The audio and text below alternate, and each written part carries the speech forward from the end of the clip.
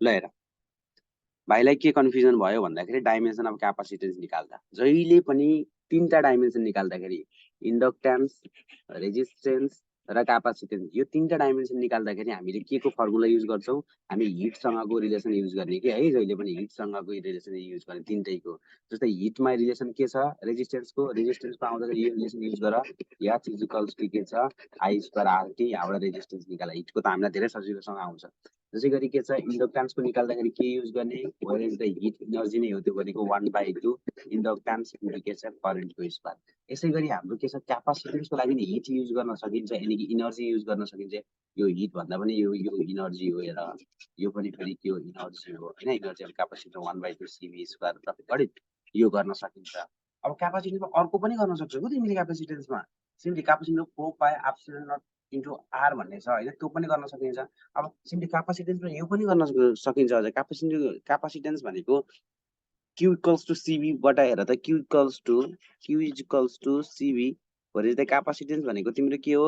charge divided by के छ voltage यताबाट निकाल्न सक्छौ झन् सजिलो भयो भोल्टेजबाट यो पनि झन् सजिलो छ किनभने यो युज गर्दा पनि भयो क्यापासिटरमा यदि क्यापासिटरमा तिमी एनर्जीको सूत्र यो युज गर्छौ भने अलि तिमीलाई गाह्रो पर्न सक्छ त्यही भएर मैले भन्दै छु किन यो तीनटाको रिलेसन त हामीलाई थाहा छ नि के छ रिलेसन म सबै डिटेलमा भनिदिन्छु के रुट आरसी यो एलसी भनेको नि के छ यसको डाइमेन्सन के हुन्छ CR क्रिस्टियानो रोनाल्डो के हुन्छ यसको डाइमेन्सन के छ यो पनि हाम्रो हेर त LR यसको डाइमेन्सन यो सबैको डाइमेन्सन के छ त नि यो सबै कम्बाइन्ड टर्मको डाइमेन्सन भनेको जहिले पनि टाइम हो हेर यो कम्बाइन्ड टर्मको डाइमेन्सन त्यही भएर हामी जहिले पनि के गर्छौं यदि CR मा छोटो समयमा निकाल्दाखेरि यो जुनसुकै अप्नाइन हुन्छ तर म त यो L को र R को निकाल्न लास्टै सजिलो छ तर C को निकाल्दाखेरि रेजिस्टेन्सबाट जाऊ भनेर मैले भनिदिन्छु के एकदम फास्टमा स्टट्ट गरेर निकाल्न सकिन्छ के तिमीले रेजिस्टेन्सबाट गर्यो भने ठीक छ ल हेर त्यहाँबाट गर्नलाई पछि गरौँला तँ भन्दा अगाडि चाहिँ म के छ यहाँबाट नर्मली निकाल्छु Q/V बाट ल हेर क्यापासिटेन्स भनेको हाम्रो के भइरहेछ त नि भने Q/V यो रिलेसन कसरी बिर्सियो भने यसमा पनि सानो एउटा ट्रिक्स छ त्यो सानो ट्रिक्स भनेको के हो त नि Q + CV मैले एउटा भिडियो बनाएर हाल्दिएको थिएँ लास्ट इयर हैन धेरै राम्रो भएको थियो त्यो भाइरल भएको थियो त्यो भिडियो भने Q = CV भनेको my qualification is equals to CV तिम्रो क्वालिफिकेसन के हो भन्दाखेरि Q qualification equal to CV CV भनेको त सबैलाई थाहा छ नि त भनेपछि CV त्यसरी आएको नि यहाँबाट C को Q/V गर अब हेर त Q भनेको सिम्पली तिम्रो के हो IT हो भने त I भनेको तिम्रो के हो त नि Q/T हो नि त त्यही भएर this implies the Q equals to IT हो सबै रिलेसनहरु अब IT यहाँ तिमीले लेखिहाल्यौ I इन्टु के छ टाइम T डिवाइडेड बाइ के छ भोल्टेज अब हेर त यहाँ फेरि ओक्डनको कुरा आउँछ ओक्डन भनेको के हो त नि भन्दाखेरि ओक्डन भनेको हामीले के लेख्छौं भन्दा Q इन्टु V भनेर लेख्छौं हो किन हेर त ओक्डन भनेको QV सिम्पली यहाँबाट V लेख्न पर्यो भने तिमीले के गर्छौ नि Q/K लेख्छौ यो लेख्छौ अनि सिम्पली V भनेको के लेख्नु ओक्डन बाइ Q लेख्यौ ठीक छ अब ओक्डन बाइ Q लेख्यौ अब Q भनेको नि फेरि IT नै हो त्यही भएर मैले के गर्छु यहाँ IT को स्क्वायर गरिदिन्छु के पाए मैले के प्रब्लम छ छैन यहाँ ओक्डन आयो अब त 2 मिनेटमा निकाल्न सक्छौ अब यसलाई नर्मली गर्दियौ IT को I स्क्वायर यो भनेको एम्पियर को स्क्वायर भयो T भनेको टाइम को स्क्वायर भयो डाइमेन्सनमा लेखिरहेछु अब ओक्डन भने पनि एनर्जी भने पनि हिट भने पनि कुरा के हो एउटै हो यसको सबैको डाइमेन्सन के हुन्छ m L स्क्वायर T को पावर -2 यो डाइमेन्सन कहिले पनि नबिर्सिनु भन्दा मैले भनेको थिएँ अब सिम्पल काम भनेको माथि लैजाने हो -m लेन्थ छ कतै माथि छैन -L स्क्वायर T मा हेर त -2 छ माथिपट्टि जाँदाखेरि के हुने हो +2 हुने भयो 2 + 2 = 4 एम्पियरमा 2 नै छ this is the dimension of के छ क्यापासिटेन्स यताबाट निकाल्न सक्छौ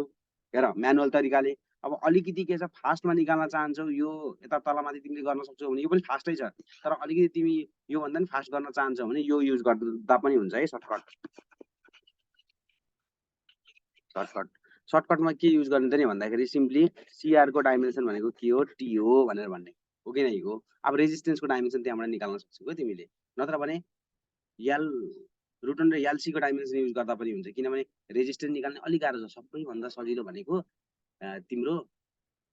इन्डक्टेन्स को के 1/Li स्क्वायर धेरै सजिलो छ त्यो युज गर्दा पनि हुन्छ अब त्यो युज गरेर गरौँ न त के आउँछ त सिम्पली के थियो हाम्रो रुट अन्डर के छ LC भनेको के छ T छ दिस इम्प्लाइज LC भनेको के आउने भयो T स्क्वायर हुने भयो यहाँबाट क्यापासिटेन्स भनेको के छ T स्क्वायर डिवाइडेड बाइ के छ L आउने भयो अब यहाँ साइडमा यसो L भनेको निकाल्नु पर्यो भने रिलेसन लेख के गर्नु पर्दैन भने इनर्जी भनेको के छ 1/2 L I स्क्वायर छ इनर्जी भनेको छ नर्मल m के छ l स्क्वायर t को पावर -2 ठीक छ इज इक्वल्स टु 1/2 को छैन l को निकाल्न पर्ने हो a भनेको एम्पियर को स्क्वायर यहाँबाट त 2 सेकेन्डमा निकाल्न सक्यौ नि अनि यहाँबाट हाम्रो t स्क्वायर भइदियो t स्क्वायर भइने आलो यसको डाइमेन्सन भनेको याम l स्क्वायर t को पावर -2 हेर त एम्पियरलाई तल राख्दै के हुने एम्पियर को पावर -2 को माथि लगियो सबैलाई याम -1 l को पावर -2 t को पावर के छ माथि स्क्वायर t स्क्वायर छ माथिबाट माइनस जाँदाखेरि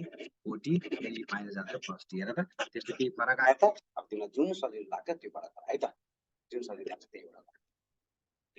ठिक छ सन्तोष एनी प्रब्लम छैन सर बुझिसके ओके गुड